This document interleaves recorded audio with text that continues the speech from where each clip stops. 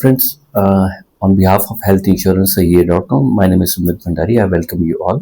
Today, our topic is from where we are going to buy a policy and what is the matter of integrity in this buying process. Look, buying a policy is just similar to your buying a medicine. So there are two ways. Either you diagnose on your own, you go to a chemist, it is illegal over all over the world. But in India, you can just go to a chemist, you can ask them, "Okay, Bhaiya, tell me, like I am having these symptoms, kindly prescribe me a medicine," and he will give you something in 50, 100 or 200 rupees. That is one way. Second thing is you have some symptoms, your child has some problem, you go to a doctor. The doctor will not, either he is a very expert guy, or depending on the ailment, depending on the symptoms or condition or the disease, he may directly prescribe you certain thing, like you take this medication, or if he is not sure about it, what is your exact problem, so he will refer you to a diagnostic center. You go there, the diagnostic tests are done depending on the reports. So as per your need, as per your ailment, the doctor will prescribe you either some medication or some change in lifestyle or whatever is required as per medical practice. He will suggest you those things.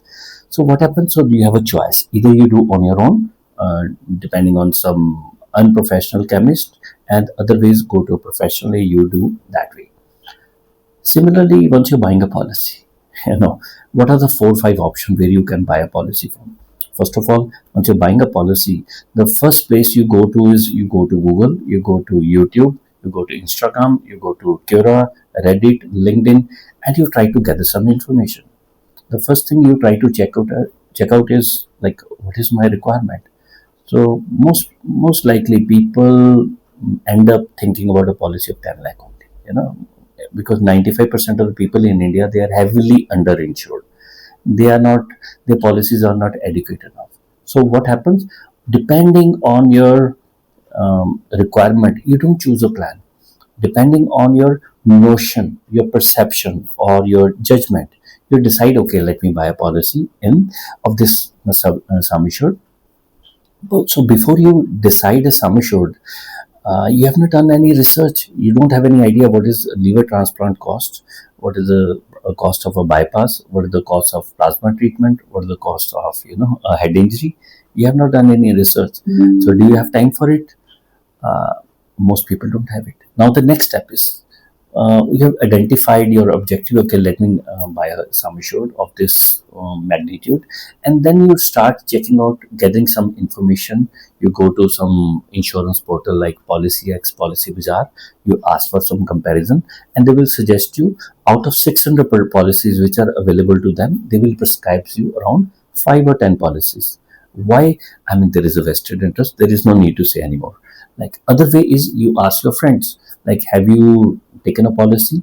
Now most of the people, if you check it out in a private sector, they have two stream of information. First of all, they have their own policies, their individual personal policy, and they have a group insurance policy.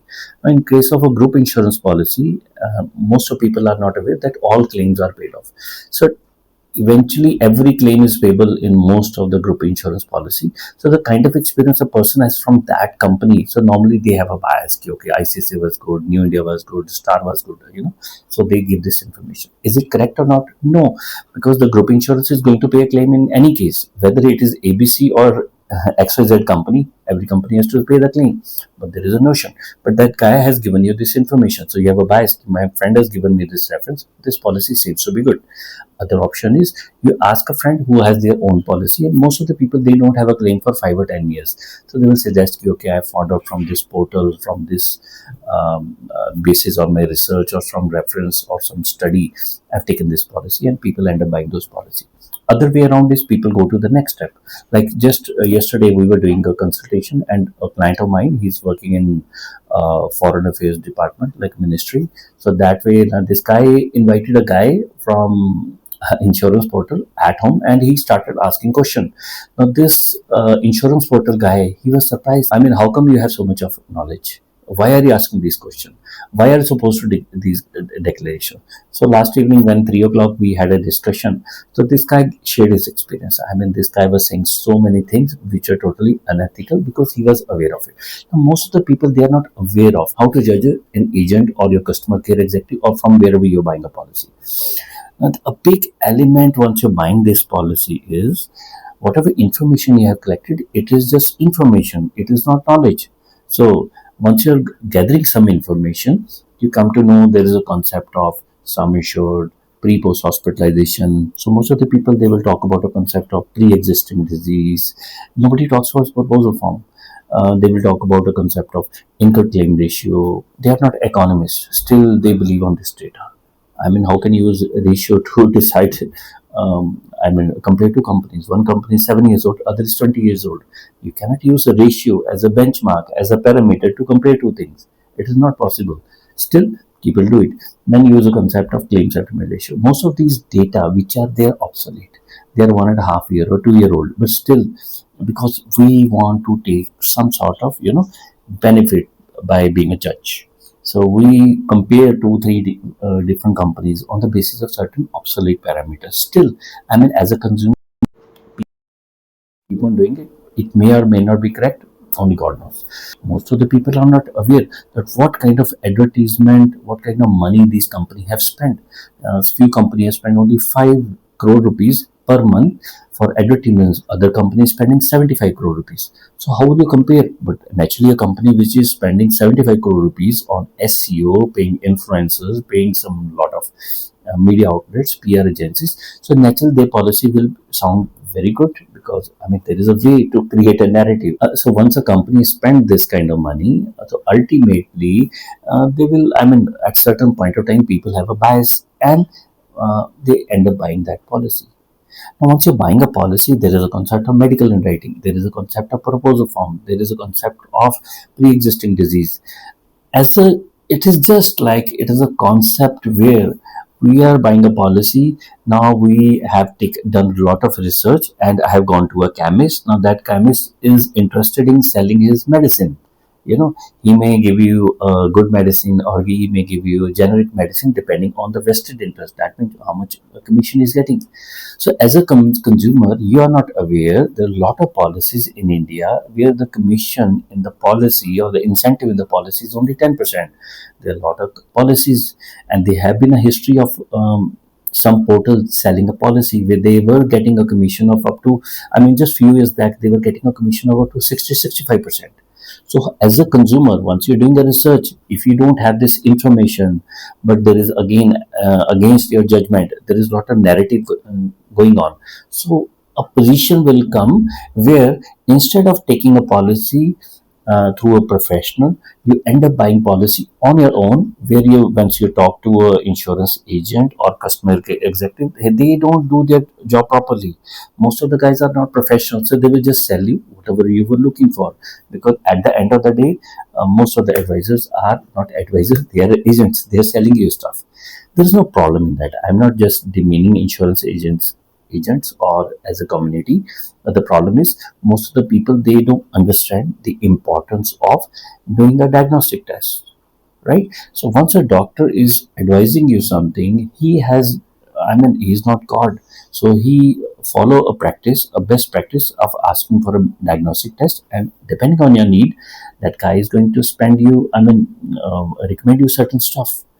So similarly, once you're buying a policy, you have a choice. Either you buy a policy on your own, or you take some sort of advice. I'm not saying directly contact you, but I mean there is a practice which you have to choose. Either you follow it or not. It is totally up to you. So what is happening? Uh, it is a matter of finding a good doctor. You go to a doctor. If a doctor is a good one, he will prescribe you a genuine diagnostic test. But we know there are a lot of medical professionals in India. I mean, they are very notorious. What happen? You go to them, they will just simply prescribe you. Go to these diagnostic center. I mean, there are a lot of hospitals. They also do this thing. Just go for spend 5-10,000 rupees on diagnostic test. Now, many times those diagnostic tests are not required at all. So, if at all you're looking for some sort of a good doctor, naturally you have to find a genuine doctor also.